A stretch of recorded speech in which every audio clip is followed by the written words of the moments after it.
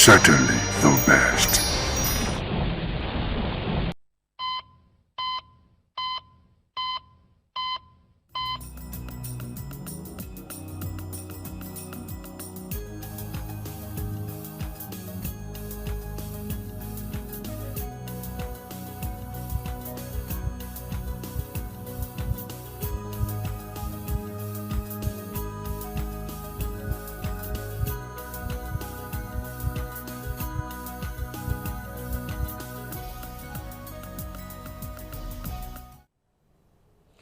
Thank you for joining us today on the program Healthy Living. I'm Adesu Walso again. A lot of us wonder why somebody will sleep and never wake up. Others will just wonder why a healthy person will slump and die immediately. So many of these questions are heavy in our hearts, but how do we go about it? Some would imply other things to it except for medical reasons. So today, we're going to be talking about sudden cardiac deaths. Sudden cardiac deaths, we'll look at the symptoms, if there are any, causes, and probably we'll get some possible cautions to be taken or adhered to so that you don't fall victim to sudden cardiac death. And who are more susceptible to this problem? Is it the male or female, or is it an everybody thing? These are many more we'll be looking at on the program today on Healthy Living. And joining me to discuss this is Dr. Henry Onwalu, a Senior Registrar Cardiology Unit of the University of Benin Teaching Hospital. A pleasure to have you join me today, Doctor. Good afternoon. Thank you. So, like I said, sudden cardiac deaths. What does it mean? Well, good afternoon, viewers. Just as the name implies, sudden cardiac death. So that suggests an unexpected death that is sudden, usually within an hour of symptoms. And of course, in a patient or in someone with a known or unknown cardiac disease. I say known or unknown because most times people routinely will not go for checkup. So there's an underlying heart problems, but they never knew about it because they didn't get to visit a clinic where a doctor evaluated and said, we have an underlying heart problems. Just managing themselves, pushing through until the day there was an incident, and maybe on autopsy or on further investigation, we discovered that there was an underlying cardiac problem. So that's why we say it is sudden cardiac death. This one that is sudden, are there symptoms? Yeah, usually what we call a prodromal phase or signs and symptoms, where the person may feel, unusually weak or fatigue. Sometimes some of them it can come with chest pain, some chest discomfort or chest pain that cannot really be so clear. Just feel some chest discomfort. Some of them may have what we call palpitation. Okay. A sudden awareness of one's heart. Usually, the heart beats 247. You don't get to know that your heart is beating. I think you don't get to be aware of the beatings of the heart. But when one begins to feel or be aware of the heartbeats, that's what we refer to as palpitation. Like what kind of feeling should that person have? As the heart is pulsating, you hear, you are aware that my heart is beating too fast, or it's beating irregularly. Sometimes there is this feeling of fear and the heart will suddenly jump. Other times it could just jump for no reason at all. According to laymen like us, for no reason at all. You say, why is my heart beating like this? There's nothing pushing you, or there's nothing that took you by surprise to have caused that kind of palpitation, but you just feel it. And other times you see people just said, hold on to their hearts, and then the next thing they slump and die. So such is a pointer to why somebody should get evaluated properly. For instance, it's not normal. I usually would not feel that heart jumping. Usually would not feel that heart, beating too fast.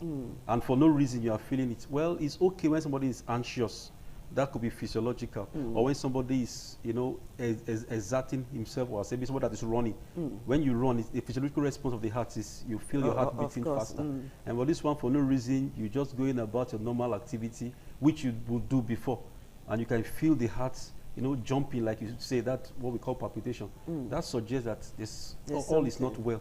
So that one should visit But the clinic. unfortunately, even at that, I've seen it happen and say, oh, what I need is a bottle of soft drink. Let me not promote them now. A bottle of soft drink and some water, I'll be fine. You know, I've seen it happen to somebody and the person just took a bottle of soft drink and said, okay, I think I'm good, without thinking of going to the hospital. You know, the hospital is usually the last place every person will want to visit. And that on its own is, I think that on its own is a pandemic already, because people don't go to hospital until it is quarter past. So now let us look at those with underlying ailment that should be aware of this problem. Yeah, usually with people with, there are things we call risk factors. Risk factors means what are the conditions that predispose one to having a sudden cardiac death. Okay. And so we could categorize it as nutritional. You can even say genetic. When you say nutritional, things like excessive alcohol comes in here. Of course, excessive alcohol, some persons will have their hearts racing and jumping. And sometimes there are some drinks referred to as energy drinks. I don't want to mention some names now. You know, those drinks, please don't mention. We just know the energy drinks, sport drinks. They make you feel alert, energetic. Even sometimes you don't sleep. But if you look in, some persons could take as much as more than they should take, and they will be wondering, the way my heart is beating, it's not regular. But nowadays, people live on it, especially young men. You see them carrying it in water cans and some get in lucky. all kind of bottles. Some get but that lucky. is what they live on. Some get lucky. They know that, oh, it is each time I take this, I feel this symptom, and they stop. And you know, when you take away the trigger or the assault, it means that the injury is off, and then the person will be free. Will be free. But someone may not know, just keep taking it and taking it. And before know what's happening, there's problem. That's why I said nutrition comes in the energy drink, the excessive alcohol. Then for some reasons, you know, when you talk about malnutrition, we have what we call micronutrient malnutrition, things like magnesium particularly. For some studies, you know, it's been observed that when the magnesium intake is low, it can predispose to a nutritional factor causing sudden cardiac death. For the purpose of educating the public, can you please break down this magnesium intake? Most times when we take our food, you know, we talk of balance. That's why we talk about fruits. Sometimes we say take supplements. If one goes for a routine screening and the magnesium level is low, there are some reasons we say, okay, let's do micronutrient screening. And if it's low, they will give you some supplements, and of course, take some fruits. Most of the food we eat, all those things we put, some of them have some of these micronutrients in the amount that is sufficient for the body. But if for some reasons there's, you know, we're not having balanced diet and there's some malnutrition from micronutrients, then we'll put in supplements. In this economy, we are talking about getting our tummy filled, not balanced diet now. But most times, some of the things we need for the balanced diet are things that we could help ourselves with. As simple as having a garden, you know, once in a while putting fruits in your diet, those little things that we may just commonize. They really may not be so difficult to access. And we don't need so much from these micronutrients just to be well nourished. Then things like genetic factors. In genetic factors, a lot has to do with genetic factors, because for some reasons it just runs in some family. You know, if in some family you have this history of people having sudden cardiac death, people just slump and they are no more, they slump, and particularly when it's multiple, that suggests that every member of that family should come for screening, so we can pick the problem earlier and then begin to see how we can manage the risk factors. It's not the person's fault, that in some families, for some reasons, we have what we call hypertrophic cardiomyopathy. The heart's just excessively thickened. It's not your fault, but being aware, you know, one anticipates. And it's not a village people thing. Not necessarily. Because that is what we usually attribute it to. Not necessarily. Medically speaking, it's a genetic factor. That's why I said nutritional factor. I've explained that. I've talked about genetic factor. Now we're talking about what some of them, we call them long QT syndrome. For some reasons, the electrical transmission in the heart, you know, because of some structural malfunction or abnormality of the genetic makeup. So the conduction is not smooth, it's longer, like you say, long QT syndrome. And that's predisposed to abnormal conduction. And that can cause a sudden cardiac arrest, and that's sudden cardiac death. And we have acquired, we have congenital. Of course, for the acquired, there are some drugs that can prolong the QT interval. So such drugs, in some conditions, are avoided. So there are some tests we do when the QT is prolonged, some of those drugs are Some of the avoided, drugs are- okay. because that can lead to sudden cardiac death. The patient already have a background problem. You know, then there are a lot of others. So we talk about genetic. We talk about we've talked about, I've mentioned nutritional. Yes, you have. We have what we call arrhythmias.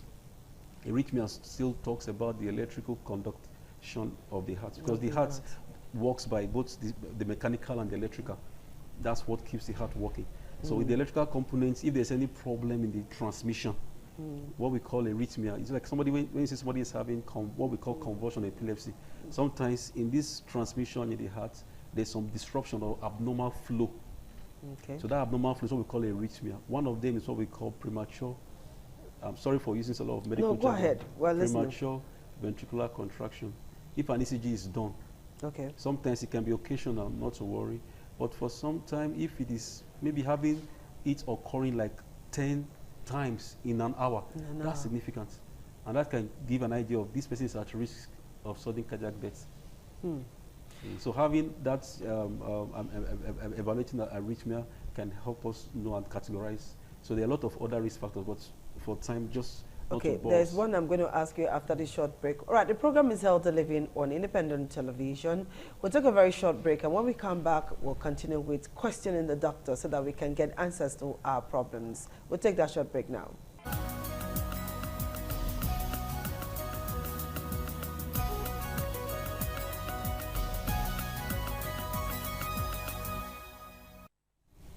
All right, thank you everyone for staying tuned. We're still on Healthy Living, and I'm talking with Dr. Onwualu. All right, doctor, what is the relationship between obesity and sudden cardiac death? Yeah, you know, the list, I didn't exhaust all the list for risk factors causing sudden cardiac death. Well, we have modifiable risk factors and non-modifiable risk Non-modifiable. factors. One of such is things like genetic factor. You don't determine your genetic components. You're giving birth to that way. Things like your age. But we can manage it Well, identifying it helps us to manage. and try and see how we can avoid things that can trigger it. But we have no control. Things like increasing age is a risk factor for sudden cardiac death. Okay. So we have no control. We age per second. But the second that goes by, I'm getting older, I'm not getting any younger. So you have no control over that. But things like weight, what is obesity? The body mass index is one of the criteria we use to define obesity, either abdominal girth or body mass index. Either way you see it, those are things we use to objectively assess obesity. Assess obesity. So if we go by BMI, obesity means that the weight for height is more than, most times we say 25 and above to 29.9, according to WHO, we say it's overweight. Then anything 30 and above, we say it's obesity. So this poses a risk The for risk factor. coronary heart disease, cardiovascular disease, and of which, once there's a cardiovascular disease, that means that there's a background underlying heart problem, and that's a risk factor for sudden cardiac death. So that's the relationship between obesity and sudden cardiac death. So Okay. for obesity also, you know, one of the things that it's modifiable. We have Okay. we have the opportunity to shed off some To weight. work on it. And that's why I classify it as it's classified as a modifiable risk factor, unlike the increasing age, genetic components, and the others that are not modifiable. So this one is modifiable. Okay, instances where people sleep and don't wake up again. Could it be cardiac arrest or cardiac sudden death? Good. Now, well, cardiac arrest could lead to sudden cardiac death. Don't forget, when they say cardiac arrest, it means that the heart stops. And for the period the heart stops, there may be some injury. Whether I like it or not, when there's an abrupt cut-off of the oxygen and blood supply, because even the heart itself requires blood supply and oxygen. You know, the particular area or segment supplied suffers some injury. So there's some micro scar, depending on the level of damage that has occurred there. And when that occurs, that's to say that that place will malfunction. And so that's why I say there's a link between the cardiac arrest leading to sudden cardiac death. But however, the defining factor there is that there's a background cardiac disease before you can talk about the sudden cardiac death. So when people sleep and don't wake up, is a problem Now, when too? people sleep and don't wake up, if there's a background heart problem, sleeping and don't wake up could mean that the sudden cardiac death occurred while asleep. And things like heart attack, if an heart attack occurs during sleep, And depending on the severity, what we call myocardial infarction, what we refer to as heart attack in the layman's word, is that there is some occlusion of the blood supply to a particular region of the heart. So the degree of the occlusion defines the severity of the ischemia. So if it is an acute myocardial infarction, that means the occlusion is at least 70%, 80%, 90%, almost completely blocked. And when that happens, it shows that that part of the heart is compromised, and they may not be recovered. Okay, does this also happen in children? Yeah, it is rare, but when it does happen in children, then most likely it is a genetic component that is contributing. All those genetic abnormalities like the long QT syndrome, the Brugada syndrome, when those ones are occurring, most times below 35 years, then otherwise, it's like I said, increasing age is one of the strong risk factors. As we grow older, the vessels are sclerosed, the heart is old. And for most times, people that already have a background heart problem, for instance, heart failure. Somebody that has heart failure suggests that the person is also at risk of having a sudden cardiac death, particularly when the ejection fraction, because when we do a scan of the heart, what we call echocardiography, we are able to assess for the systolic function by the ejection fraction. If it is less than 30, that is an indicator of a high risk for sudden cardiac death. All of this will be difficult for layman to understand, except you go to the hospital. And it's not something you can diagnose yourself. No, you have to be evaluated. That's why, for instance, somebody maybe somebody close to you now may be walking or being around you at work, but you observe that this person is always easily getting tired. But the person is managing. Such person shouldn't manage. You should just visit and say, I observed that recently I'm not as strong as I used to be. I easily get fatigued. Maybe the person is overweight. That's another reason to say, I'm overweight, I'm easily getting fatigued. Let me just walk in for a check. This is not how I used to feel. And you may be surprised, you go in for that check and they say, oh, the ejection fraction of the heart is low. And of course, there are some drugs we can give to improve the function of the heart, shed off some weight. There's some injection we can give to shed off some weight. There's some things we can do to improve the overall function. And then that risk factor is controlled. And that delays the consequences that would have happened if the person had not come for that checkup. So the message here is, when we don't feel well enough, when we feel unwell, when the body gives signals, because most time the body will give signals, and we recognize those signals, we are advised to walk into the general practice and have a general check. Being on this program is like doing advocacy too. But unfortunately, you are Nigerian, I'm Nigerian.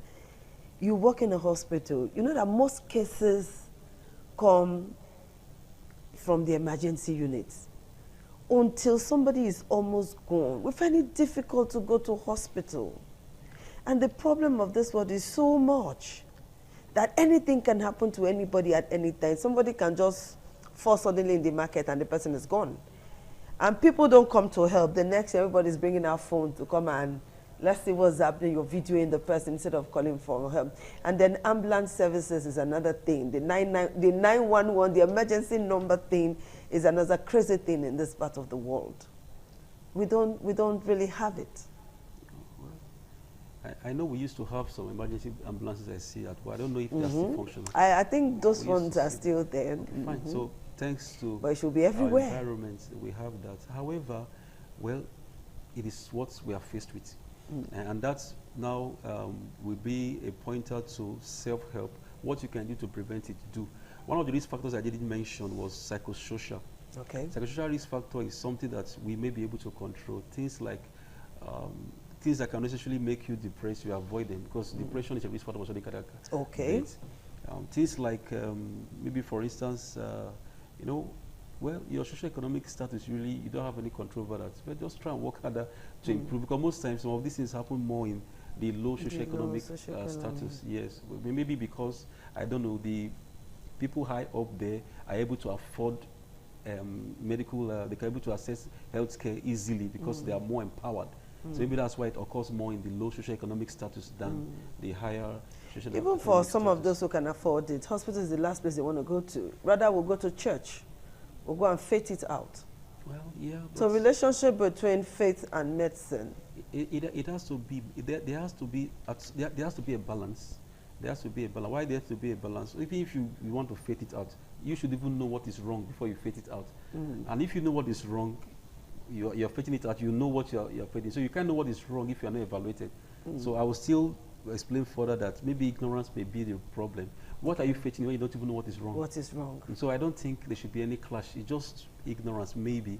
Because if you feel unwell, you need to be told why you are feeling unwell. So you are not working, get evaluated and say, okay, this is what I don't think is. ignorance is an excuse, because a lot of us are very good churchgoers. I believe in miracles, I do. So don't get me wrong, please. I believe in miracles, but you have to know, like you said, you have to know what is wrong with you before you can ask for a miracle on what is wrong with you. All right, doctor, before we leave, then, can you just please tell every one of us, particularly those of us who don't like hospitals? I don't like hospitals, but I try my best possible to do all that I can. Tell us what to do. How should we look at our hearts before we start running to the hospital?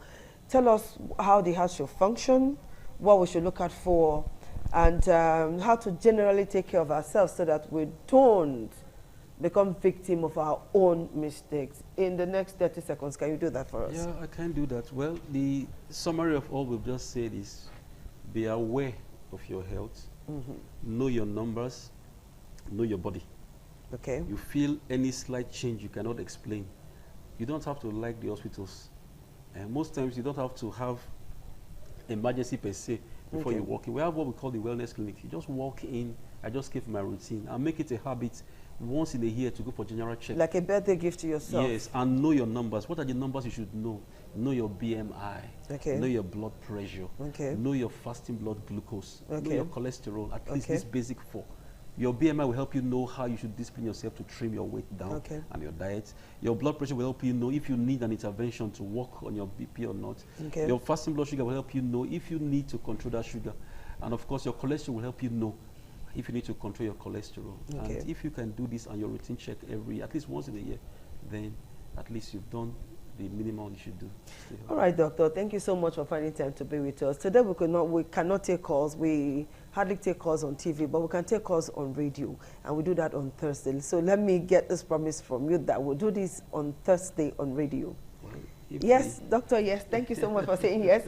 All right, people, this is what we're going to do today. Know your cholesterol level, know your BMI, know your sugar level, know your heart rate level, know everything that you need to know about yourself.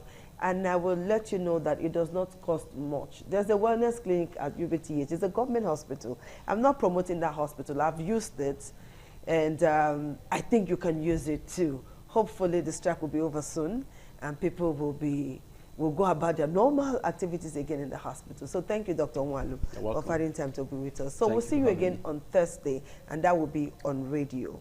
Until then, please take care of yourself. Don't drink too much. There are some sport drinks you should not even go close to, okay? All of this will damage your life if you are not careful. Bye-bye.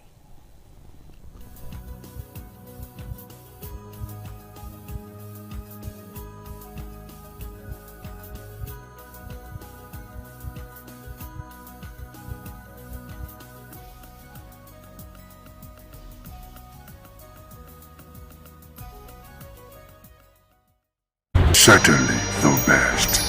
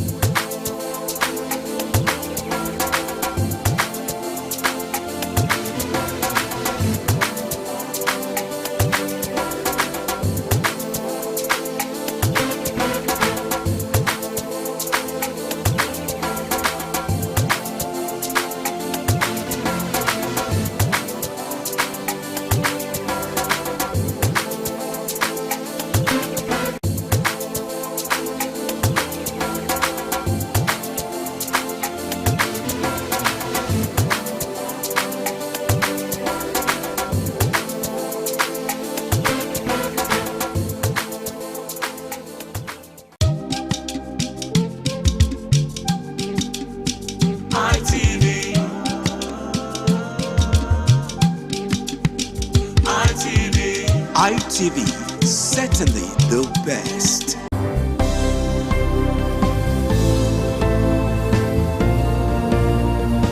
Thank you very much for joining us on the program, Healthy Living. What is the kidney? The kidney is an excretory organ in the body, which is for metabolism. Tuberculosis affects many organs in the body, but the common ones it usually affects is the lungs. Epilepsy is a neurological problem.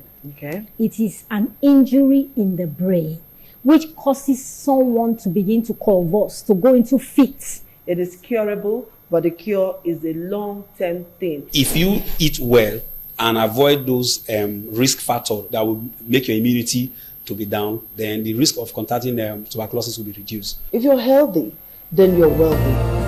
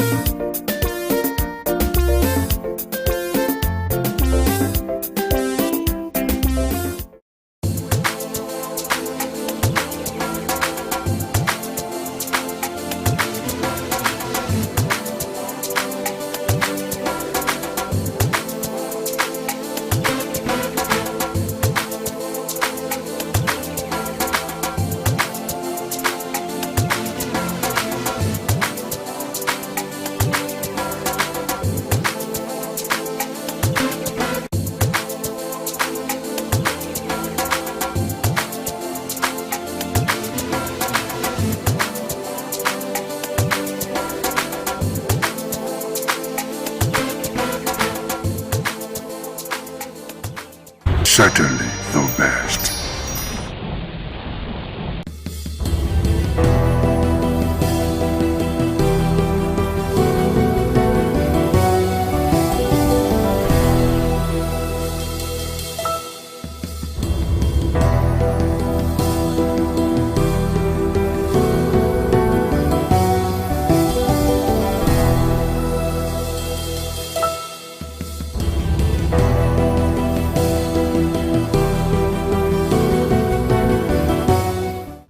Hello viewers, welcome to Viewpoint on ITV. I am Caroline Okonji.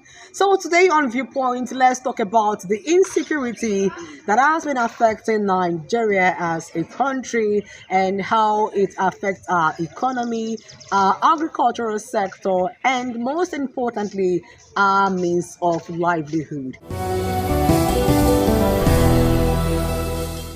Security is the most important element if you are talking about whether state development or national development. No investment can thrive when there is no guaranteed security. And I don't think any economy can grow. I don't think any country can do well if the security architecture of that country is not such that it's able to arrest things that will make investors scared to put their investments in that very environment. And then on the issue of Donald Trump, some people say it's threatening Nigeria, but I don't think it's threatening Nigeria.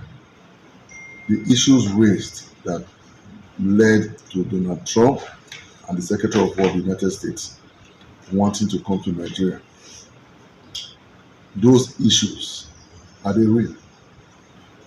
Those are the questions to ask. The killings, are they real? Is there massacre of people, whether Christians or non-Christians? I don't believe that the people that are doing it, that they are Muslims, because I don't know that Islam does not encourage killings.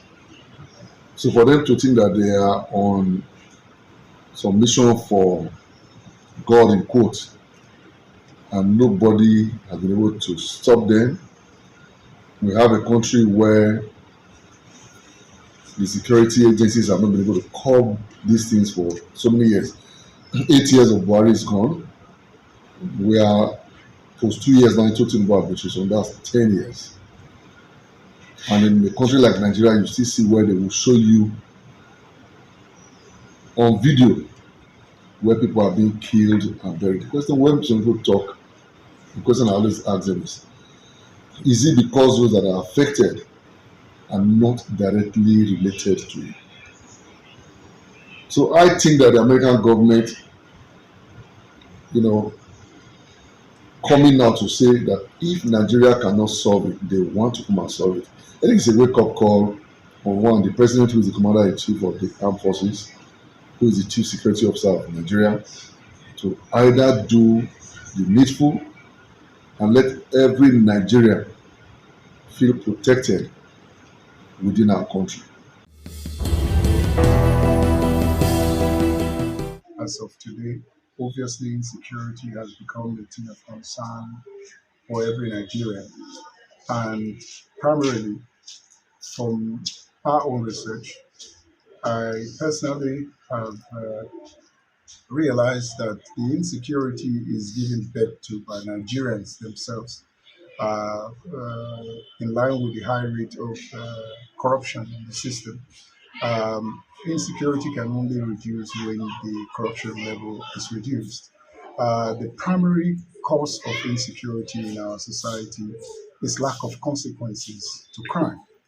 So if there are consequences, as we all know, the Nigerians are very good in abiding to laws when there is consequences to the crime they commit. So the Nigerians are very good in taking advantage of loopholes when there is no consequences to their crime. If you pay attention to Nigerians that are in diaspora today, you realize that 80% of them are very law-abiding over there. The primary reason for that is because in the Western world, the consequences to crime is not negotiable. So, but coming back home today, we all have seen it, taking a negative tone on our society, and we all are, affected by it in one way or the other. Talking about foreign intervention to Nigeria, we all, I wouldn't say we all know, but for me, it is obviously clear that this was expected at a point. It's in two ways. One way is because of the applications of the current federal government, the steps they are taking to boycott American. The country we are living in right now is a one-party system. And obviously, it's not healthy for the country. We see governors, everybody moving to APC today. So Nigeria is in the state of in the state of surgery. So we need a surgery at this point, because a society that does not have a competitor is as good as doomed. What I'm about to say right now is concerning the herdsmen that come to our community here. Those are rear cow. They normally come with their cow to eat people cross here in my community here. They used to come with their cow instead of them to move along the road so that their cow will not eat grass from the road. They will take those cows to the people's farm in community. They will be eating their cross. Some will have cassava, some will have yam. Those cows will not destroy those cross in their farm. Many occasions, those people, they will come to me, started explaining what is going on in their farm concerning the herdsmen with their cow. We don't want such a thing from the community. The way they are damaging people crossing here in community is very bad. Also, in our secondary school in Umtekon here is very bad. There is no window in those school, no door. There are some iron shed that those children are using to sit in the school. Some boys, we don't know them, they will go there, destroy those shed, pack those iron and bend it, fold it and take it to somewhere they will go and sell those iron. It's the iron that they are taking from the shed. They will remove the wool that the children was supposed to write in school. Then we remove those one away from the shed. Then we fold the iron, take it away to go and sell it to wherever they want to sell it. We doesn't want such a thing in community. We are still pleading, we are begging so that they can also support us. It's supposed the school is well available for us. The school is well built. Those windows have been fixed. Those doors have been fixed. By the time those door or window are being locked, I believe that they can never go there and be stealing those iron share in school. First and foremost, let me start with how it affects our livelihood. You will discover that when farmers can no longer access their farms, they can no longer cultivate crops, you find out that there is food shortage and there is food insecurity. People will be hungry and the few crops or agricultural products, the price will skyrocket, which will result in inflation. And if the prices of foodstuff increase, every other thing will increase to catch up with the prices of foodstuff. You'll find out that when there is insecurity, people can no longer travel. You find out that you see situations where buses are stopped and everybody is kidnapped. How will people do interstate and intercity economic matters or businesses? You find out that everyone is holed up in his own state or in his own city without being able to do cross-country businesses. And again, you find out that foreign investments run away from countries or places where there's insecurity. Where there's insecurity or fear of the unknown, money flies away. People start taking out their finances, their investments, and running away from that country. That is the problem Nigeria is facing, and it is not good for our economic development. And if need be, what stops us from asking for help? If your house is on fire and only you cannot quench the fire, will you not call in neighbors to help? I have spoken against his rhetoric before, but we should look beyond how he speaks. We all know Donald Trump, he will always be Trump. But we must look beyond that and see how we can be helped. Now, Donald Trump seems to have the list of people who are behind this mess that we are in. And so everyone is jittery. But Nigeria needs help. And if help is coming, we should accept it so that these bandits, these herdsmen can be driven away. We must not play politics with our security. If we need help, we should accept help. Insecurity in Nigeria ranges between banditry, insurgency, kidnapping, and of course, these ethnic clashes. We cannot rule that one out. Also, the farmer headers herdsmen clashes, we can also rule it out. And the fact remains that this has been so predominant in the north and southeast of Nigeria. And I think of recent, we started experiencing kidnapping in the south-south. Before now, at the advent of the democratic system in this era, there was this militants in the south-south. But I think at the moment, what we are experiencing now, one can only say that there is other hidden agenda which is not visible to the understanding of the natural man, because we discovered that in the north, a lot of religious crisis, so to say, because we see the Christians are being killed almost on daily basis, churches are burnt, and of recent, the United States of America alerted us that there is, of course, genocide, the massacre of the Christians in Nigeria, of which we are not ignorant of that fact, because it has been always on the news. In Benue, in Plateau, of course, Nasarawa, Borno, Adamawa, where the Christian Association of Nigeria chairman of that state was also killed. I think as it stands, the effect is so devastating.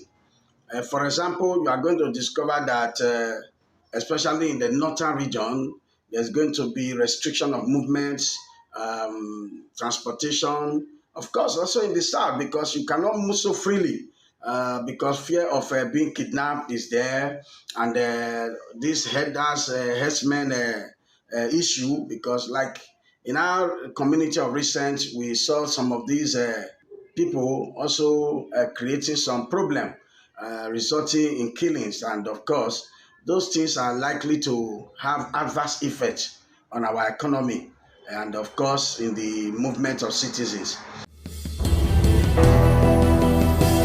Insecurity is affecting our culture, it's affecting food production, short of food, short of yams. At the same time, years back, we see yams everywhere, plantains everywhere, and all that. So, if I may say, but Nigeria is a nation, country, and we also have a stake. But since our government are proving the otherwise, what do you expect us to do? Everywhere is security. Many city where we are, those things, security, Fulani X-Men everywhere, Nitiala and all those terrorist group and all that.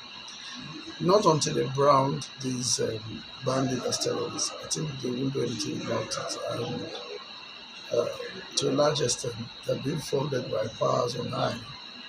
At this point, Nigerians are helpless, and that's the gospel truth. We're helpless. The nation is on the standstill, nothing is working. Nothing at all is working. And so, if now our president is beginning to wake up and ask for assembly, it's the right call towards the right direction. They should wake up and do something. Because for too long, I think some persons are making profit out of this banditry and whatever is going on, this so-called Boko Haram and all that. How can you have in a nation, in a country that we are Nigeria, our nation, we have no other country, whether we travel to America, wherever, we're still Nigerians. Just imagine, in this same nation, we have Sharia law. Does it make any sense?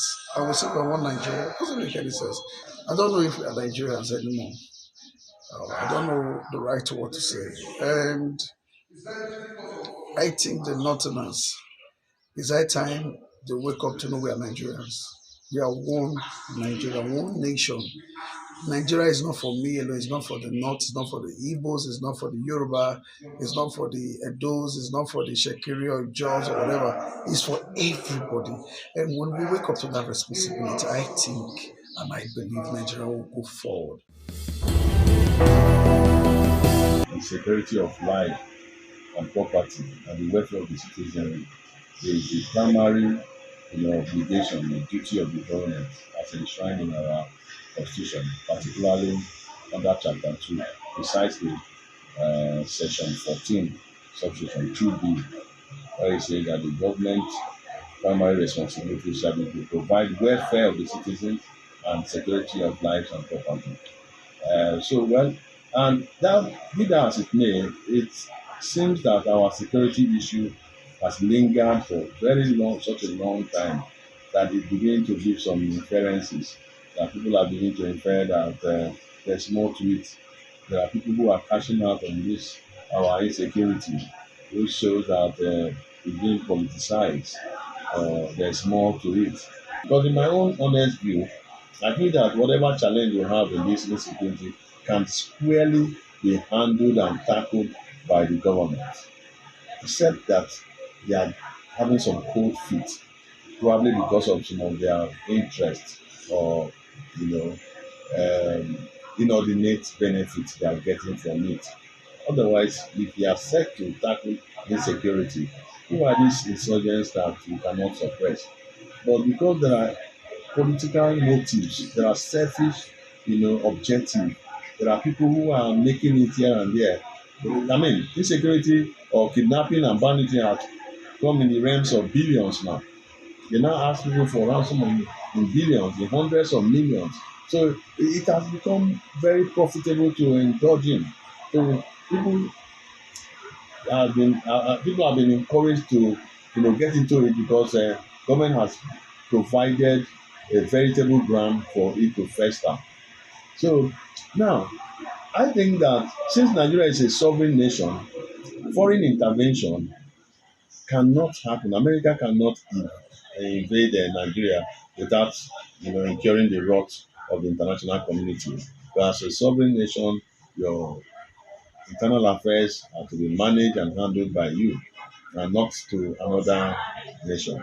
But America being the number one world police of all the nations, you don't expect them to fold their hands and watch the gory scenes that are flowing out from Nigeria every day, where people are being beheaded recklessly and ruthlessly, where people's lives have been turned upside down, people have been maimed and brutalized, people have been chased away from their ancestral homes, and nothing is being done, despite the amount of budget, huge, humongous money they've been budgeted for fighting insecurity. It ends up in private courts. And the kind of, when you fight a war that those who are fighting it are part of it, it becomes difficult to win.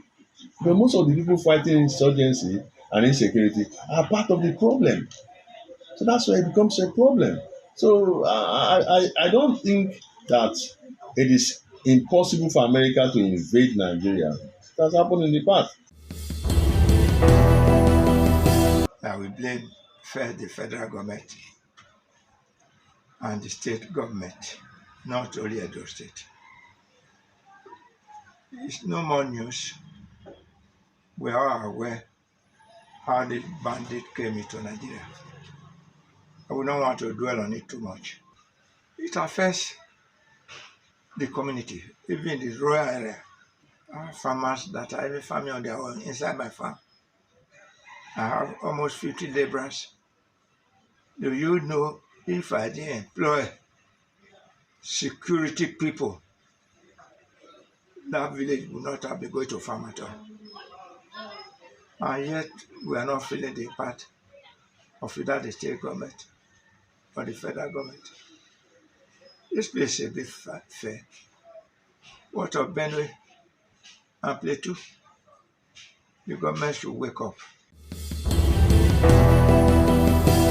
For a very long time now, the issue of our insecurity, has been quite alarming.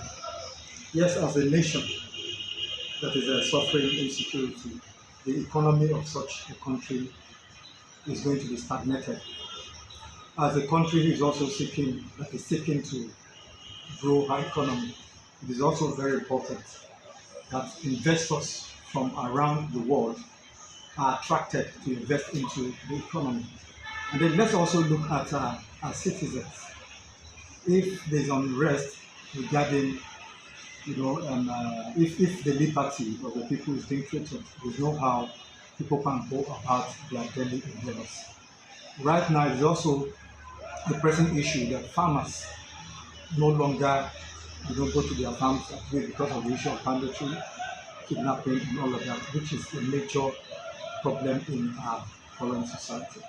It is also to that effect that we as human rights activists within our own capacity are crying out to the government to ensure that the right security apparatus is being employed, and then that the government of the day is like trying to focus more their energy is being channeled to address the issues of insecurity as the ultimate unrest in our nation.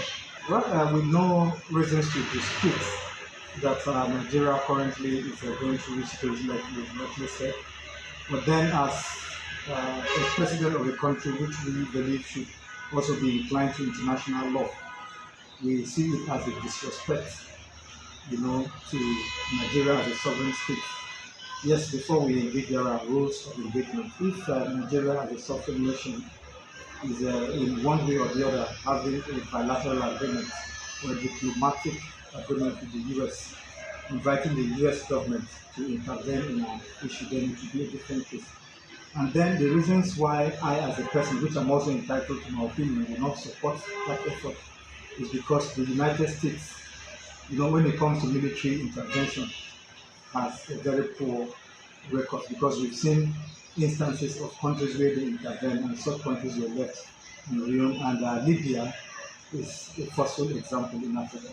Amid insecurity that is currently affecting Nigeria as a country and its citizens, with different reactions from our respondents, who also called on the federal government to do the needful to boost the security of lives and properties of citizens. They also reacted and made reference to the intervention statement made by the United States of America's President Donald Trump, calling it a welcome development, and it should also be something that should be welcomed by the country. It is Viewpoint on ITV. I am Caroline Okonji.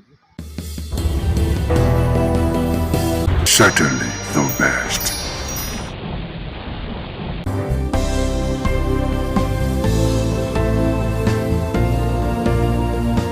Thank you very much for joining us on the program, Healthy Living. What is the kidney? The kidney is an excretory organ in the body, which is for metabolism. Tuberculosis affects many organs in the body, but the common ones it usually affects is the lungs. Epilepsy is a neurological problem. Okay. It is an injury in the brain which causes someone to begin to convulse, to go into fits. It is curable, but the cure is a long-term thing. If you eat well and avoid those risk factors that will make your immunity to be down, then the risk of contracting tuberculosis will be reduced. If you're healthy, then you're wealthy.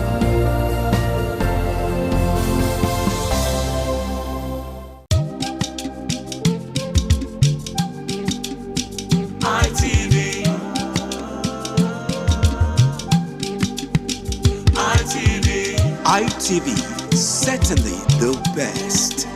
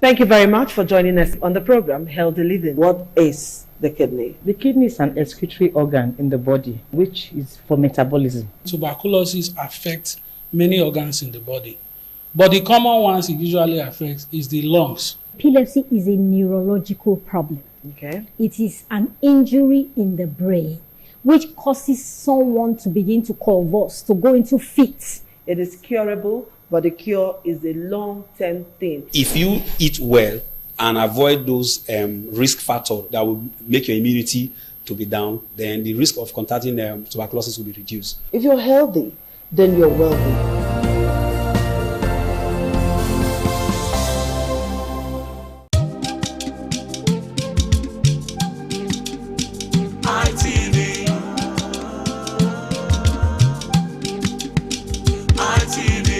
ITV, certainly the best.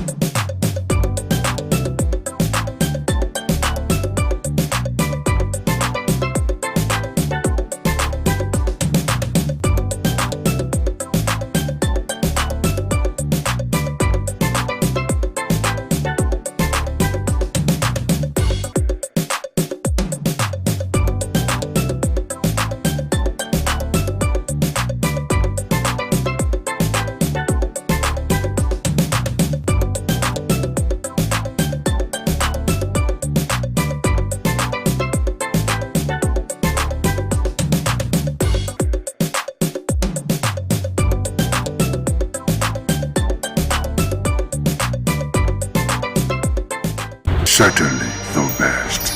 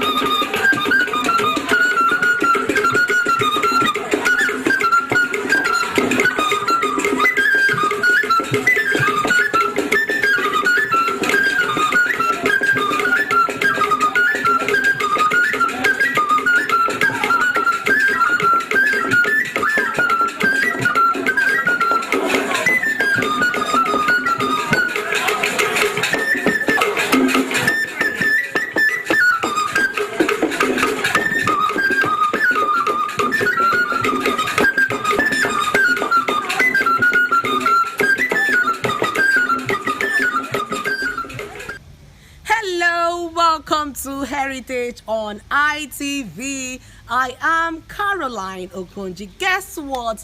Today we're going to be watching Chinyambera dance from Zimbabwe. And I know you are pretty much ready because all I do for you is to bring to your viewing pleasure different amazing cultures and their heritage from different states, different country, name it and think of it, and it will definitely, come your way. It's Heritage on ITV. I am Caroline Okonji. Let's go have fun together.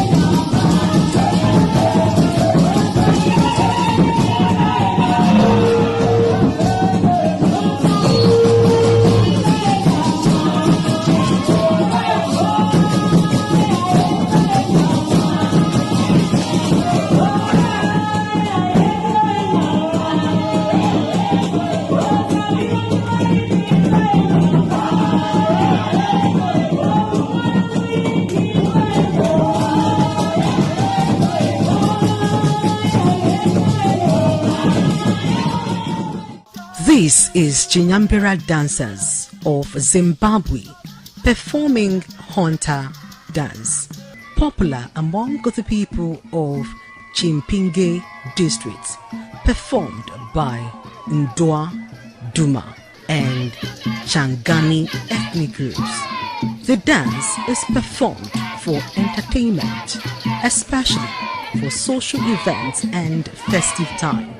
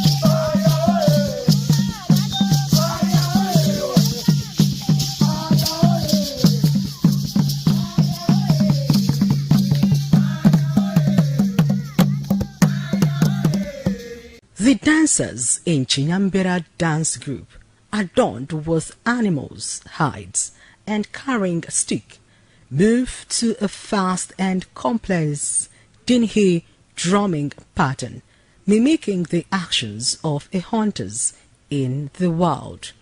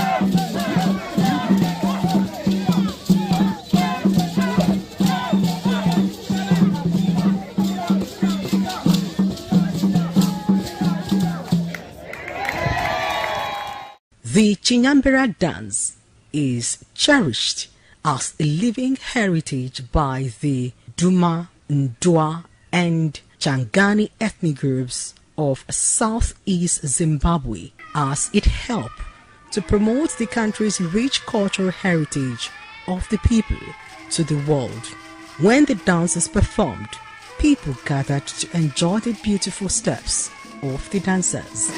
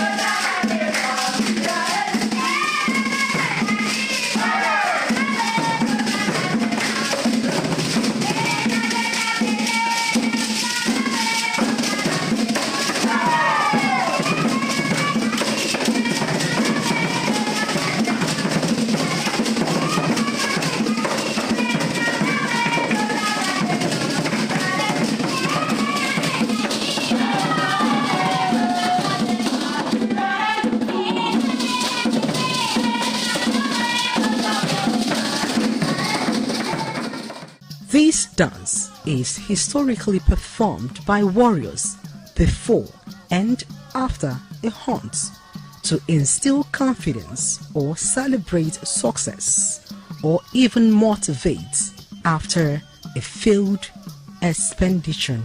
The dance show Africa in true cultural nature as the costumes adorned with African reflection.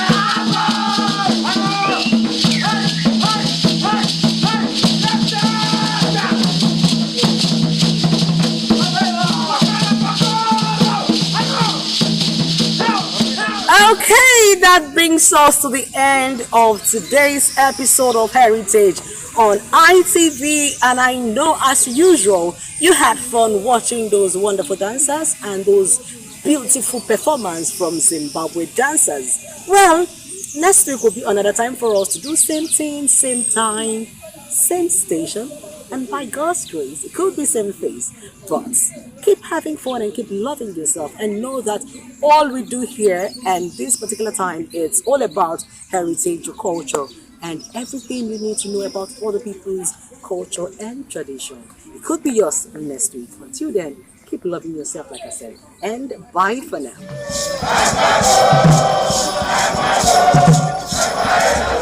Certainly the best.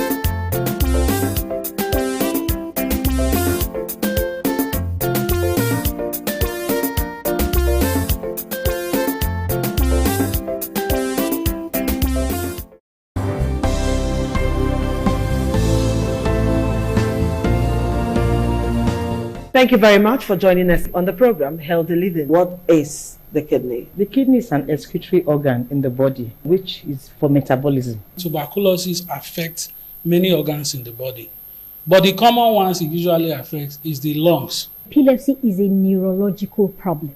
Okay. It is an injury in the brain which causes someone to begin to convulse, to go into fits. It is curable, but the cure is a long-term thing. If you eat well and avoid those risk factors that will make your immunity to be down, then the risk of contracting tuberculosis will be reduced. If you're healthy, then you're wealthy.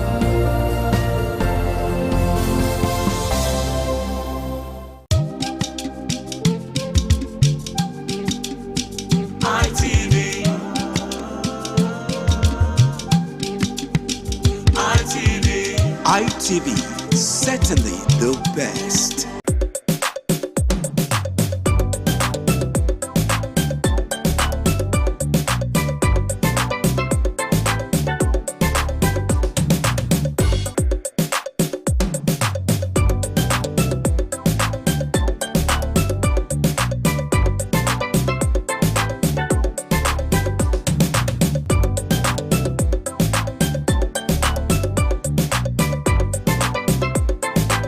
ITV.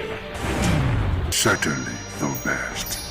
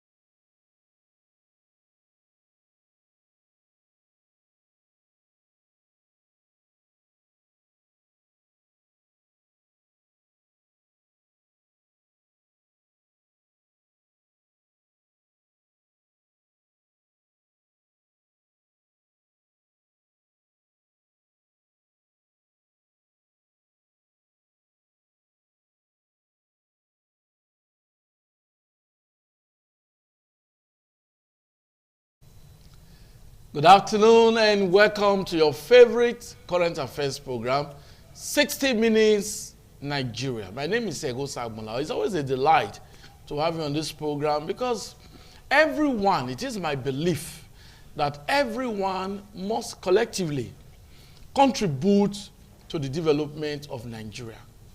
The underpinning of the myriads of challenges bedeviling Nigeria can be tackled if people decide to come together, discuss the problems, evolve ideas, and set timelines for implementation.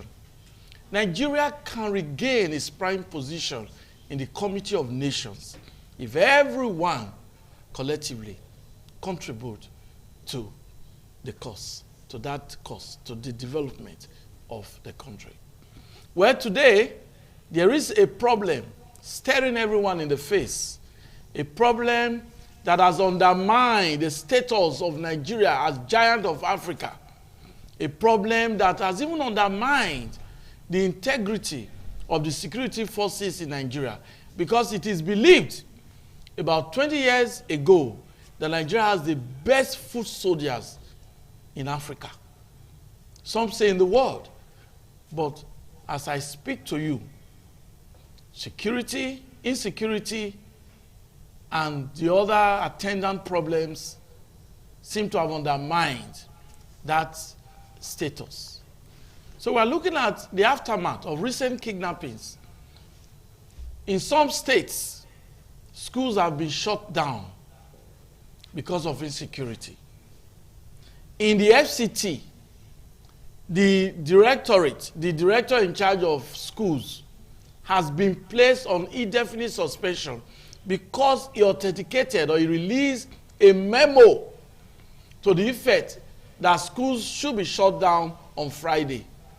And the FCT minister was mad and placed that senior official on indefinite suspension.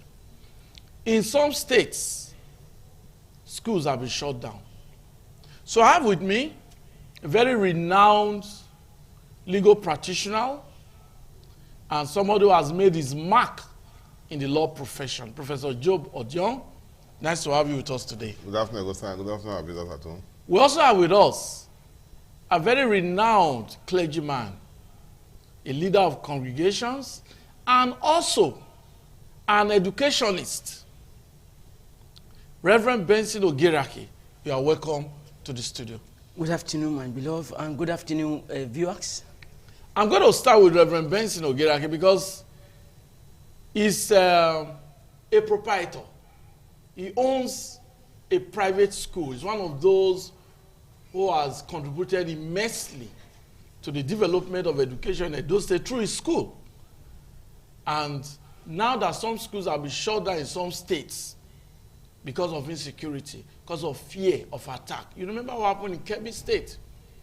How some students, some girls were abducted. You also you are aware of what happened in Kwara State.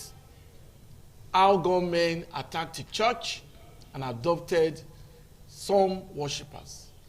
So we'll start with you. Yes, sir. What's your take when you hear that some schools have been shut down because of insecurity? Because you are a private school proprietor. Yes. I try to look at it from different aspects. Okay. First of all, I look at it from the aspect of security. That if it's for a short term, I use the word short term, that is just because of the security situation, then it can be looked at as something that is welcomed. But we all know about our government that they have never been sincere to any decision they are making. That is where I am not too comfortable. For instance, there's a state that shut down school to the extent that the governor said he's not releasing it. And you now discover that it has a lot of adverse effect in the lives of those children, especially the girl child, which will eventually make them to be illiterate for life. And it has a lot of disadvantages, not only to their individual life, not only to the family, but also to the society and to the entire country in general. So I want to say this, because when I was looking at some of the things, I also tried to make some calls to actually look at some certain things. Please, I want to quickly use 2 words. Okay. You discover that the school children that were adopted, the government told us they are released. Some of them. Yes. When you look at it, that word released is different from another word that is called rescued. Release means that a ransom was paid. No, they said no ransom. That's a quickly interject. Federal government said no ransom was paid. If they said no ransom, you know, I'm trying to look at these 2 words: release, rescue. Because sometimes when they just come out and just tell people they are released.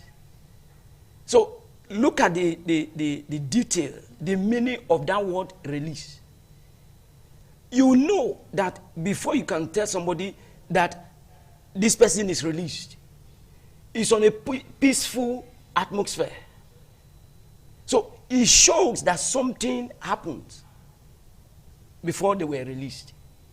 But if they use the word rescue, that sounds like there was a kind of a fight, a battle, before those people were rescued.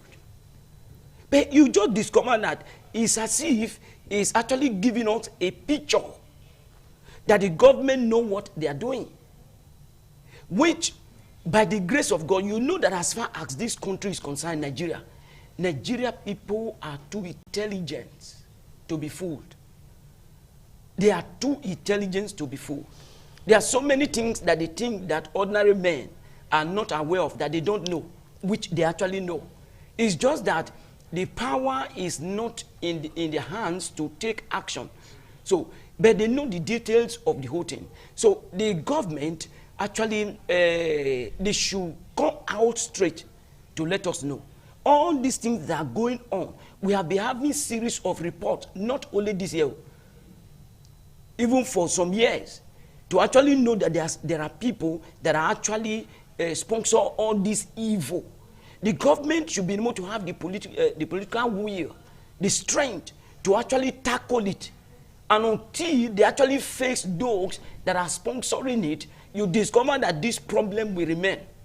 So I want to say that shutting down school is not actually the best, because if government actually provide the security measure, the children can go on in their education. How can it be that a video recording will be done and is released to everywhere to see that almost about 100 to 200 all these bandits will be using bike with guns going out freely, and yet we have not heard that the military decided to use helicopter or maybe a warplane to fight them, or maybe some of them have been arrested, judged, and actually made to face the consequence.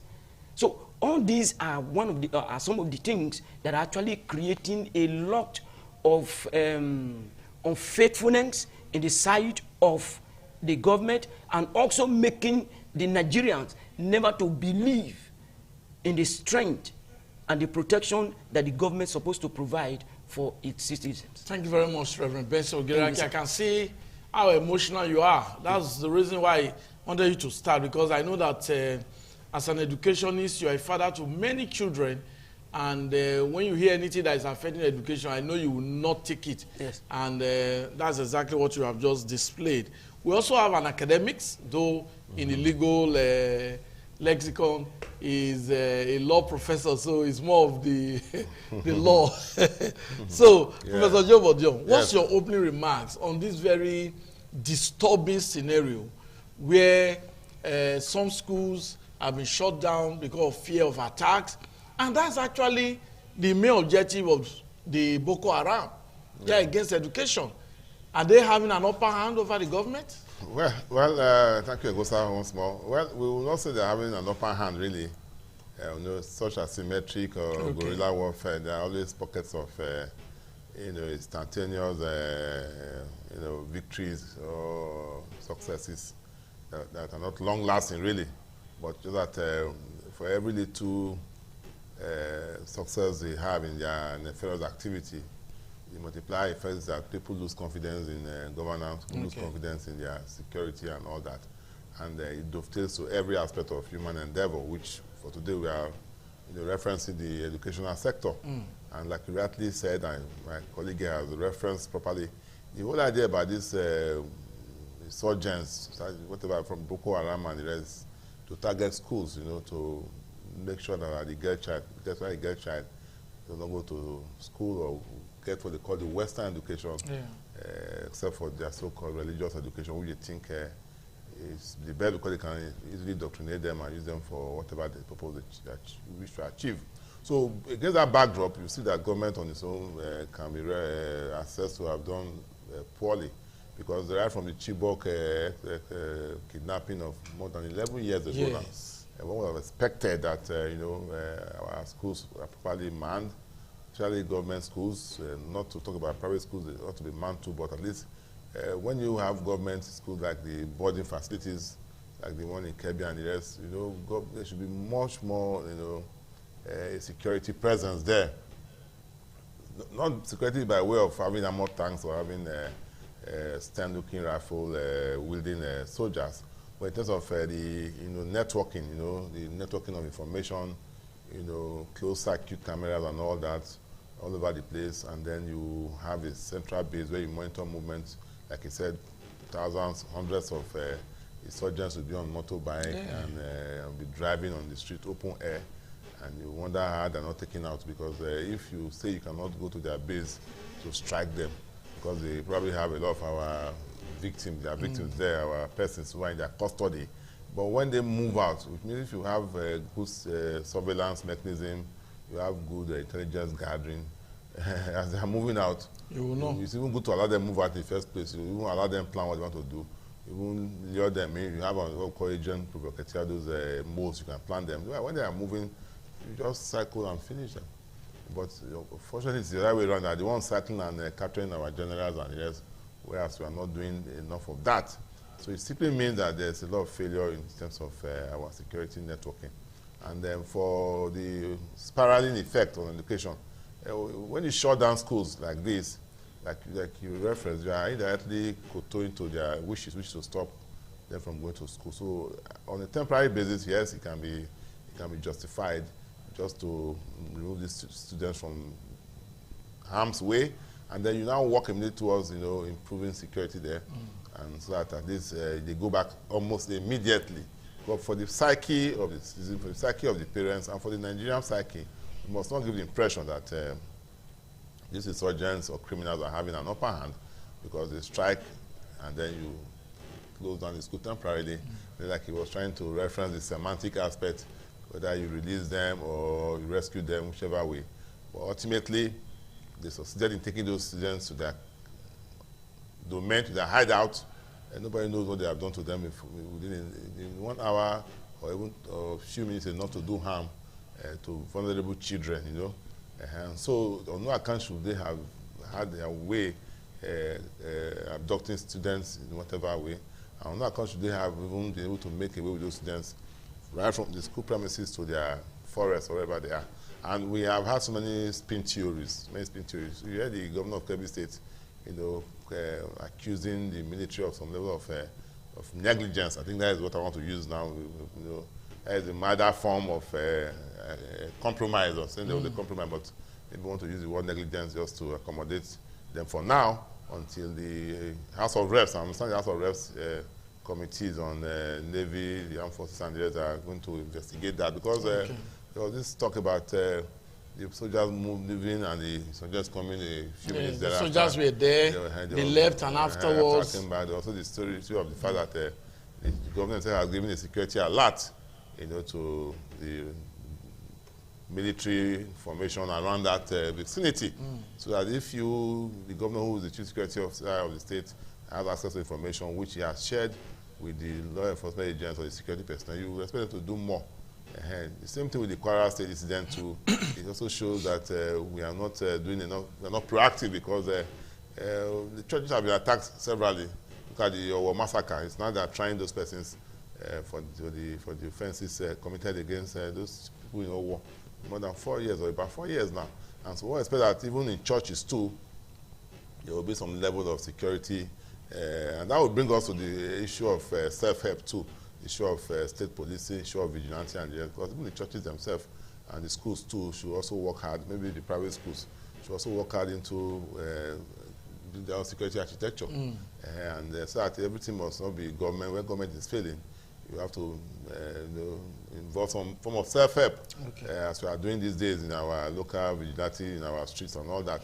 So schools, public and private, as a principal of a school, your lives are at stake. The Kebbi man, I think the vice principal was killed. Yes, while the principal was shot. So it means that even if the PTA, the student parents, PTAs of those schools come together to say, well, this is our school, and then the local authority cooperate with them too, because you have to also seek some level of. So you must condone of your schools. You must have hunters and some form of vigilante. Of course, when we want to do the postscript of suggestions or recommendations, we have seen that in other climes, even in South Africa here, private security agencies are licensed and they're all over the place. I saw a post where there are some areas in South Africa, maybe streets. I'm sure it's happening in Lagos though, but I'm not sure to say. We have private security who are well armed and equipped. They have even guns that are even more powerful than that of the DSS. They are private, they are paid. And so if a company is contracted to protect schools in those states, and it's paid. People like the Tompolo and them, those are sorry, those self-acclaimed hard men we have in Nigeria. Yes. We can get them. There's so many of them around, lying idle and becoming mischievous. Okay. They can be added to our security profile and give it that private arrangement to protect us from their colleagues, because as I said, they are colleagues in crime, so they may wish to help us out by. Okay, thank you, Prof. Reverend Benson. Now, there's something that just cropped up. Okay.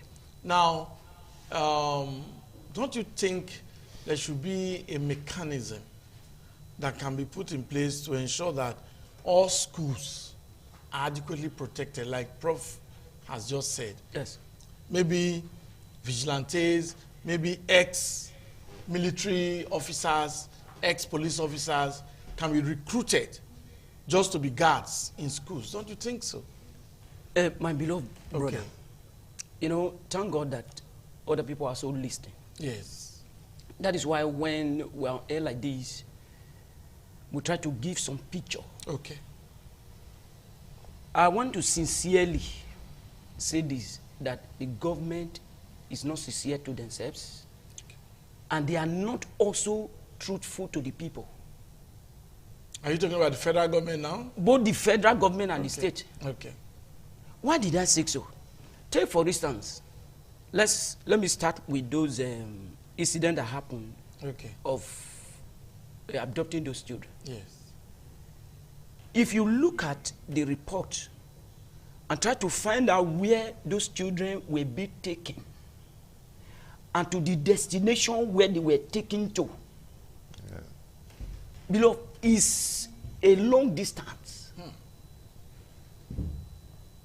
How can it be that for them to have come to the town, take the school children, pass through some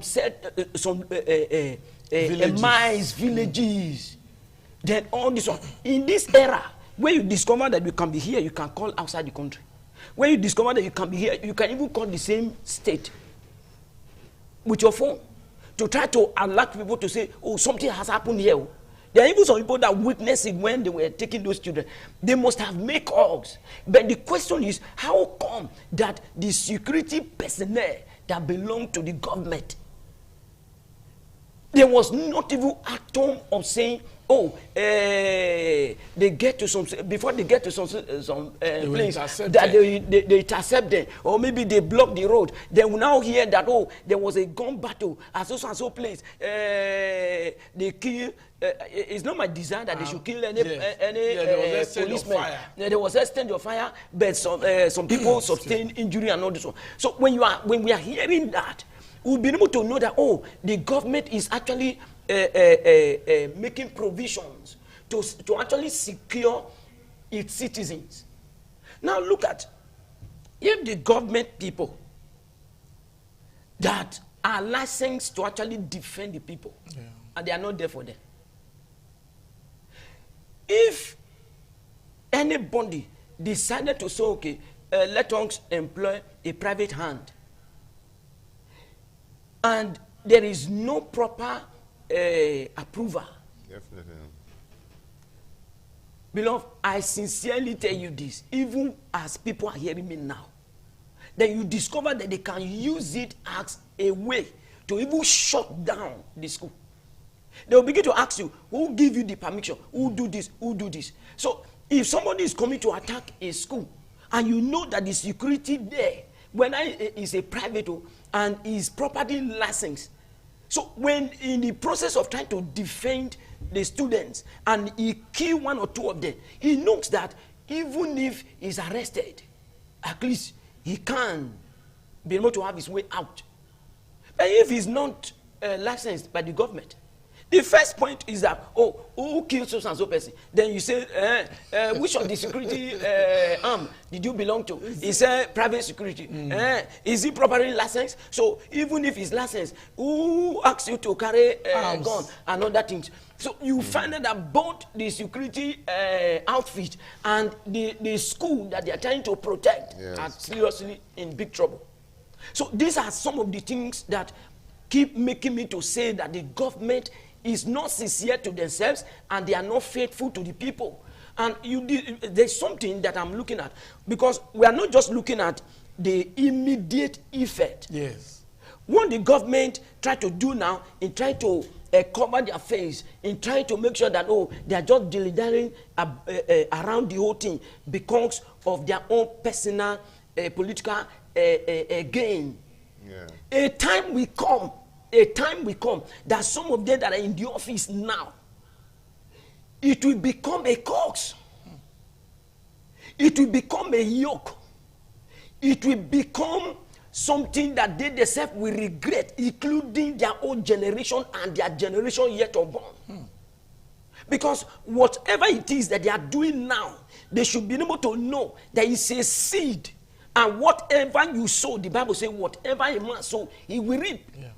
So even if they are there today and they are just looking at the financial gain, at least we are securing the state, and money is being voted, and you just look at it and say, oh, look at the other day, I was looking at something, sir, reading Vanguard. Do you not, and now discover they were talking about the total number of policemen we have in this country. So how will these people, how will those numbers, sir, number is quite being able to secure millions of people? Over 200 million. Yeah. Can you imagine? Yes. We'll come back to that, because the president has given a directive that 30,000 additional policemen be recruited. He has also given directive that the military should recruit more soldiers. But we'll discuss that if that is actually the panacea to solving this problem. But that will be after this break. Our shepherds watch their flock by night.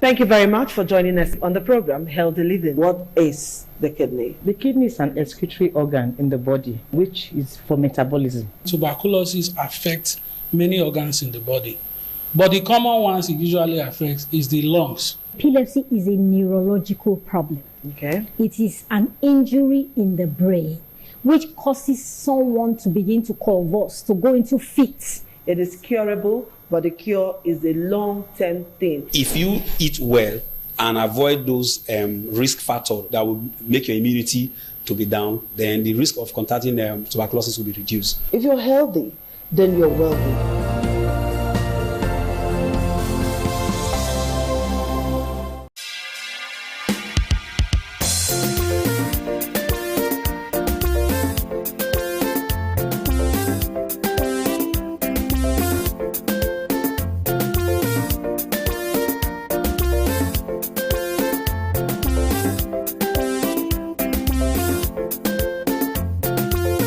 What a delight to have you back on the program. It is 60 Minutes Nigeria. We are looking at the implication of recent development in Nigeria. In some states, schools being ordered to shut down because of insecurity, and some counter directives in some states, especially the FCT, school shut down. Minister said, no school shut down. My state is, the FCT is safe. But we just hope that nothing happens in the FCT so that the minister will not blame himself. We have very distinguished personalities with us. Professor Joe Bodion is with us, and Reverend Benson Ogeraki, who is also an educationist, a private school proprietor, and a clergyman is also with us. My name is Ego Sagmalao. You can be a part of this program we allow members of the public to phone in and make their contributions. The phone number will be displayed on the screen. Please do not use any derogatory language. Do not insult anybody. We want a better Nigeria. You may have ideas. You may have ideas. And because of your ideas, because you are not here physically, you may not be able to contribute. So, but virtually, through phone calls, you can always contribute. And government officials will listen to you and heed your advice. But we'll take another break. After this break, we'll continue with the program.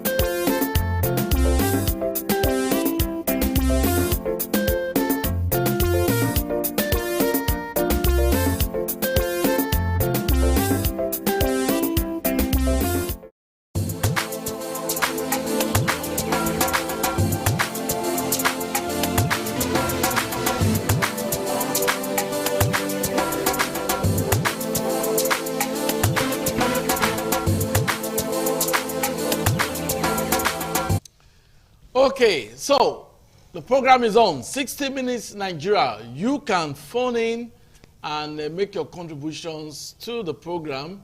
The closure of schools, is it the way out of securing our students, or the government should put in modalities to ensure that insecurity is tackled in Nigeria? We have our very first caller on the program. Good afternoon. Your name, where are you calling from? Your name and where are you calling from?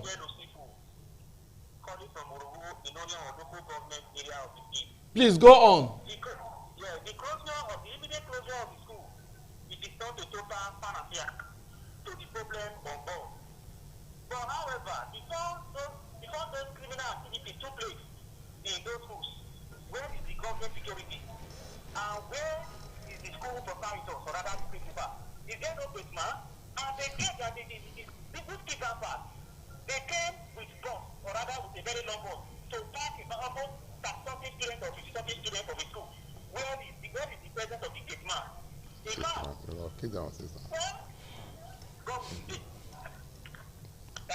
Thank you very much. All the way from Oriomo, we just got that caller. That's a nice one. Far Oriomo. Okay. So they are watching this program. Yeah, we have another caller. Good afternoon. Your name, where are you calling from? Hello, good afternoon. Paul from Igor. Okay, we have a caller from Igor. Please go on. Okay, the thing is that it's not just to close school or shut it down, but we need tighter security. We have strategic locations so we can cope with issues of kidnapping, armed robberies, and banditry. That's the most important thing. Because if school gets closed, it will affect school curriculum and students can't really be at home, which is not the right way and the right thing to do. So thank you. Thank you very much. That's another caller from Igor. Thank you. They are saying closure of school unacceptable. I hope government officials are listening. The people are saying no to closure of school. Okay, we have more callers who will also make their points known. Okay. Yeah. Okay, we just have another caller now. Good afternoon. Your name, where are you calling from? Good afternoon, sir. We're calling from Moreto. Okay, please go on. So, closing the school is not the solution. They would have find solution for it. But when you close the school, they are not going to learn. They are not able for them. When they're supposed to learn, it's not like we are taking them back. So once it is the solution, they would have found something that was not the solution. So the leader is supposed to do something and tell us the problem and how we're going to solve the solution. Let them know where to solve the problem. That is the issue of it. It's not by closing the school. So that is not the issue. Thank you very much. Thank you. Prof, I was just talking about this issue of how schools should be protected. Yeah. But something cropped up. Yeah. The president has ordered recruitment of additional policemen, Yes. recruitment of additional soldiers. Don't you think these bandits can infiltrate the recruitment process? Okay, that's another scary one. But I imagine that those in charge of the processes for the recruitment would be more diligent and, of course, transparent too. I also imagine that the DSS and security agents will be involved. Of course, such a recruitment exercise must be referenced from the home, because these bandits are known in their communities now. Most of the boys who were involved leave communities, going to the forest and start, infiltrating. And like people have also said, most of them are not even Nigerians. In the recent, they're not Nigerians per se. These are persons who infiltrate our system because of our porous borders and our, lack of border patrol and all that. So, if those persons are not Nigerians, what we should be wary about is that even these persons, the bandits who are not Nigerians, get into these security forces. So it is vigilance, it is focus by those involved that will prevent such instances. We'll come back to you, Prof. Let's just get this caller. Good afternoon. Where are you calling from? Good afternoon, sir. My name is Emmanuel. Okay. Yes.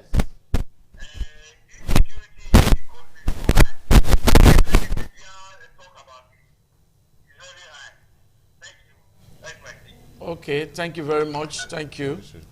Okay. We'll get more callers to make their own suggestion, because it's a collective requirement is needed, is required to get the problem solved. We have this caller. Good afternoon. Yeah, your name, where are you calling from?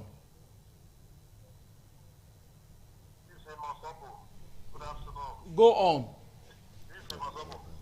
Go on. Why is government afraid of arresting people? Why? Government says know where they are negotiating with them. Why is government afraid of arresting people? What is the implication of arresting people? Any problem they arrest people for question?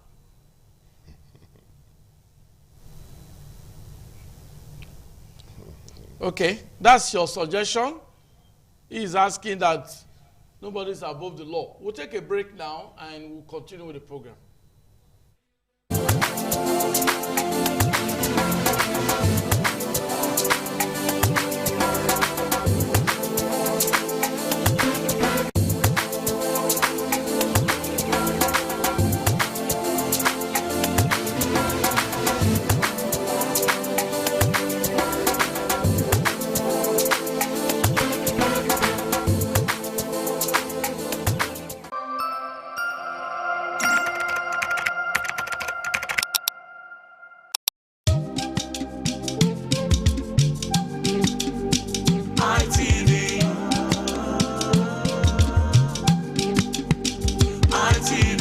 ITV, certainly the best.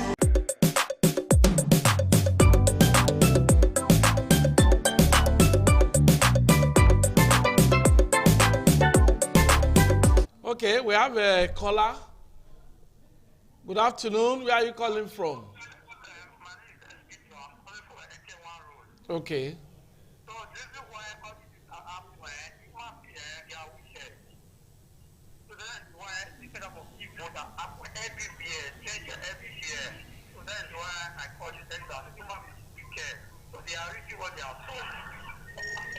Okay, thank you. Thank you. Thank you. Okay, Reverend Benson. Thank you very much. Recruitment process. Yes. Don't you think the government is now hasty? Because you actually mentioned that the number of policemen is inadequate. Yes. So, don't you think these bandits can infiltrate the recruitment process? There is every possibility that they can infiltrate. One of the reasons that I said so is because when you look at the recruitment process of this country, it's more of who you know. It's more of who is standing for you. It's more of the people in authority. our recruitment process is not genuine and is not straight. For instance, you will see that there are people who are well educated, sound, capable to be able to handle some specific responsibility for this country. But the opportunity for them to be employed is not there. Why? When employment is coming, most of the politicians are given slots. They can tell this person, will give you 20 slots. Okay. Another person. Please, Reverend, will you continue? But let's just get this caller. Good afternoon. Your name, where are you calling from? Go on.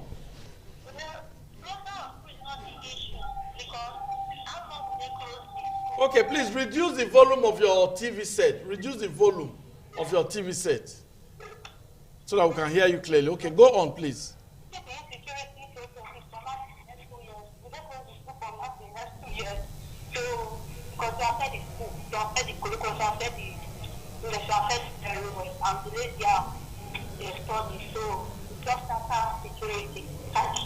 Thank you very much. That's the first woman to have called into this program today. That's a good one that the women are also watching.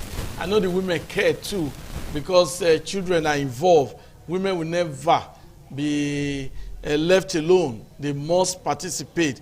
Okay, we have another caller on the program. Good afternoon. Your name, where are you calling from?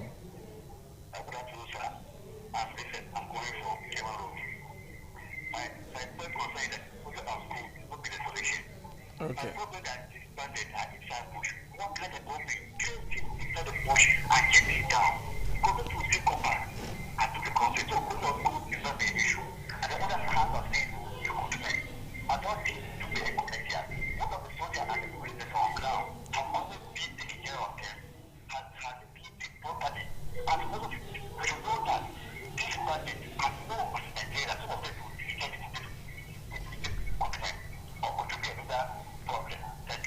Thank you very much. Thank you. Thank you. He is saying that the welfare of policemen, welfare of the military, welfare of personnel, the different security agencies should be adequately taken care of so that they can do more and go into the forest. Okay. Okay, we have this caller. Good afternoon. Your name, where are you calling from? Your name, where are you calling from? Okay, I think we're having a network problem. Yes, Reverend, you were talking about recruitment process. Yes, like what I was saying, when you discover that people are giving slots, it doesn't really matter who you bring. But as long as slots are given to you, so you now say, okay, these are the ones that I submitted. So there are some of them that cannot even go to the interview panel, but their names are there. We have seen it in this nation, that people will go for interview, they will be qualified, and they will know that yes, they have done well. They will go home rejoicing, and at the end, their name will not be shortlisted. Even besides that, sometimes you discover that those that they want to actually employ, they have already listed their names and everything. And at the end, they just come out to the public. They announce that they want to make a new recruitment. And people will fight for it, they will apply it. But at the end, they know that the people have been employed, but they just do that to let the entire people know that we have actually recruited people. But is it the people that actually came for the interview? Sometimes no. So that is why, if they actually love this country and if they want to do something for this country that will make their name to actually be in a good book, because the Bible says good name is better than riches, is that they should make sure that everybody should face the panel, and those that are qualified should be the ones that are employed. Thank you very much. We have another caller. Your name, where are you calling from? Believe that his wife will invite USA to come and when we for Nigeria. I think it is one time for which will invite them. I don't have his number. I'll call him. Ross, will send you Donald Trump's number so that you will be the one to help Nigeria to call him. Okay, but that is on the lighter side. It's just to tell you that so many Nigerians are really frustrated. They are not happy with what is happening in Nigeria. I told you, I said, this problem, everyone must join hands together to tackle. It's not one man problem. Don't think it's only about President Tinubu. It's about the country. My guests, they don't belong to any political party, but you see, they want Nigeria to be a better country. We have this caller. Good afternoon. Your name, where are you calling from? My name is Ashley. Okay, go on. The problem in Nigeria is too much. Okay, we already know that. Okay. So do you think closure of school is the way out? Okay. Well, he just said that the problem like well, Prof, the way forward. Okay, the way forward. Okay, thank you. I think we are asking this question for some time here, as far as regards security. The way forward, maybe referencing what the penultimate caller said, maybe not in the manner I said it. The way forward, one of the way forward, the top of the what we call the low-hanging fruits, as it were. As a matter of urgency, now we must now invite some foreign or technical partners to assist us in this war, this guerrilla warfare we are fighting with these insurgents, bandits, or whatever they call themselves. So maybe Donald Trump offer, it may be in a very bizarre manner, gun blazing and all that, but I don't think that's what he meant. It's probably a showman. But I think what it means is that we need to invite some of these technical partners. But the federal government says they would not invite mercenaries. No, not mercenaries, not really. Okay. When we think about that, you must invite countries that are stronger than you in terms of intelligence gathering, for example. Yes. In terms of wherewithal to fight insurgents. We have a partnership with all these countries right from the onset. We've not jettisoned those partnerships. Yes. Even within the sub-region of West Africa too. These people are coming from countries. You just said about Kui, Guinea, Bissau. These insurgents are coming from countries. We must ignite the ECOWAS body, what we used to call ECOMOG. Though we were the leaders of ECOMOG at that time in the 90s. But I think ECOMOG must come back now, but not just come back at the level of Africa, Nigeria being at the center. Okay. By level of Prof, let's just quickly take this caller. Go ahead, please. Yeah, good afternoon. Your name, where are you calling from? Your name? Okay, go on.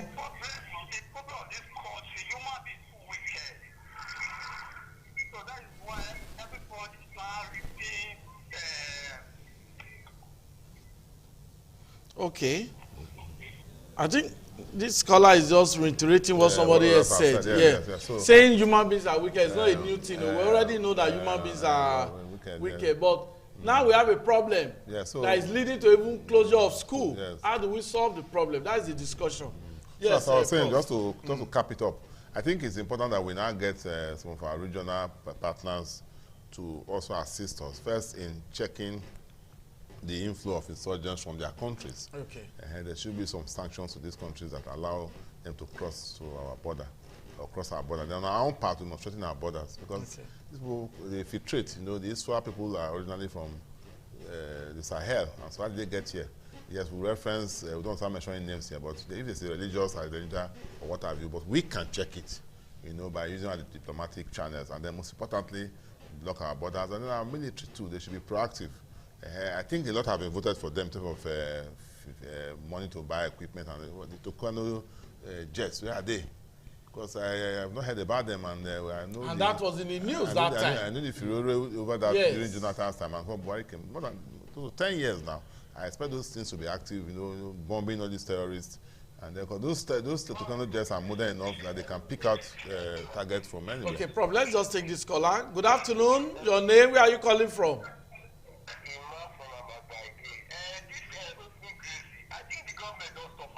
Yes.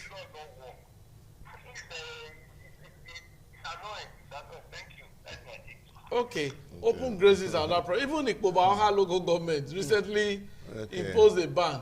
Yeah, the federal government, we understand they have even banned it. I think that news also... But in this sense of it, if we don't have a law in Edo State, I'm not aware if we have enacted one in Edo State. We were supposed to do one. The open grazing under Governor Obaseki was also banned. Yeah, I think so. Daytime daytime, okay, restriction, yes. You mean, okay. So the restriction, really, okay, we say restriction. It was banned. You can do restriction by way of policy, really, but the outright ban is what most of these our colleagues are canvassing for in terms of restriction of movement. You know, grazing is a business. A serious one. Farming. If you say you ban grazing, there must be provision for this people. Alternative, yes. Because they are also farmers. Those who are rearing cattle, they are also farmers. Yes. So they also should have a place that's why the where they livestock, can take care of their own livestock. The Ministry of Livestock is to address that. So why the farmers, those who are handling crops, we have their own farm. Those who are handling, who are doing grazing, should have a place where they can also graze. So government must find solution to this problem. But I don't think this problem is all about a farmer head out. It has past that level. It's far, but people are still misunderstanding farmer head out. No, that one is far beyond that. We are talking about bandits now. They come to school, it picks you from school. We're talking about kidnappers. People from churches. There's no farm in the church. Serious crime. So this one. Okay, so Reverend Benson, yes, sir. The way out. Okay, I want to start with this, sir. One of the major way out is that let our leaders know that we don't have any other country. Okay. This is no need to jackpot. This is the only country we have. We should be able to be there to make sure that it's not really to go for what the country can do for us, but what can we do for the country. If they have such heart, you will discover that when they enter the office, they are not there because of what they want to gain, but they are there to become an instrument of change. Why did I say so? There is difference between, people say action speak louder than voice. Yeah. There is difference between you are saying something from the mouth, but your action is against what you are saying. It's an evidence to show that you are not sincere. All the government arms that should rise up, they should do it now. I was sharing with somebody that day. I said, what has this government actually done that we can say, yes, we are holding it and saying, because of this, that it must return back. But 2 years, you are already flaunting the issue of coming back for 2027. But what is it that the nation will hold on to? That people will see and they will start clamoring and say, this person must come back, must come back, must come back. Even if we don't know, you show it works. That you have done this, you have done this, you have done this, and we're actually seeing it. One of the major issues that have been there is this issue of insecurity, which is still a problem till today. What have they done about it? Let us hear that those that are involved in sponsoring it, that their names are published, they are arrested, they make them to face judgment, and when they face the judgment, then the consequence. So we now begin to, thank God, others that are involved will begin to retreat. Run away. They will run away from it. Not when you are telling us, we are telling them, we are telling them, we are telling them. Can you imagine somebody that was pointed to, was having a marriage in his home? Government functionaries were there. Doing what? So I want to say that they should make sure that they rise up, knowing that this is the only nation that belongs to us. Yeah. Because even if they send their children out of this country, a time will come that the children want to come back. After graduation, maybe after graduation, and that's it. So if the nation is not secure, yes, the nation is not good, so how would they be able to return back?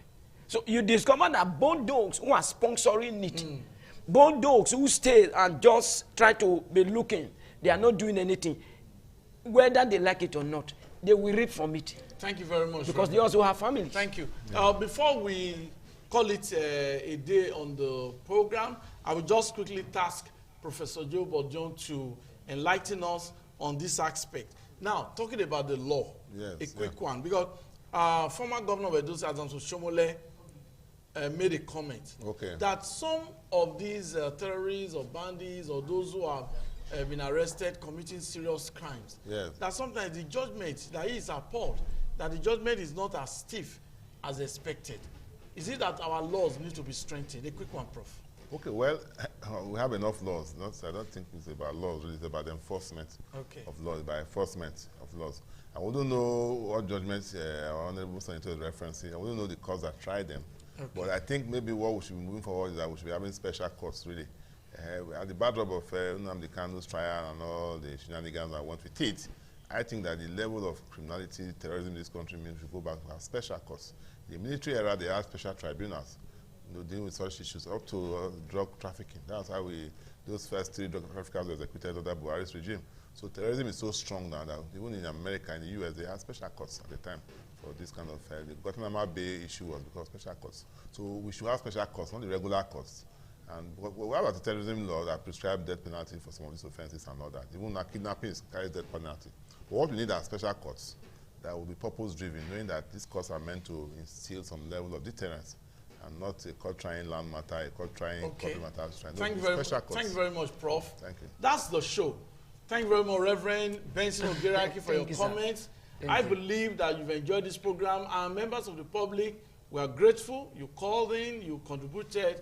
That's wonderful. Do have a wonderful weekend ahead. Bye-bye.